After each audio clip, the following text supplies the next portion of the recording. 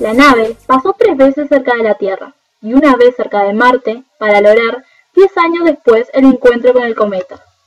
En la última etapa, cuando la sonda alcanzó la órbita de Júpiter, la sonda hibernó durante 31 meses, el momento en que más lejos del Sol se encontraría en toda su trayectoria.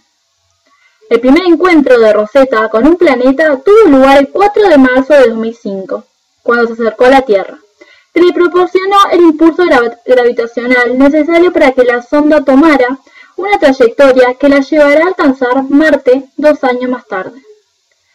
El vuelo de reconocimiento la acercó a unos 250 kilómetros de la superficie de Marte, desde donde realizó observaciones científicas. Después del sobrevuelo a Marte, Rosetta se dirigió a su segundo encuentro con la Tierra, el 13 de noviembre del mismo año. Los 3 encuentros planetarios proporcionaron el impulso orbital necesario para que Rosetta pudiese adentrarse en el cinturón de asteroides, donde tuvo un acercamiento al asteroide Steins, a unos 800 kilómetros, del que obtuvo muchas fotografías. La sonda estuvo expuesta a un factor de variación de luz solar de 40. Como Rosetta viaja más allá de la órbita de Marte, depende de paneles solares especialmente diseñados por la ESA, para poder captar la baja cantidad de energía proveniente del Sol a esas distancias. El tercer y último encuentro con la Tierra, en noviembre de 2009, envió a Rosetta hacia la órbita.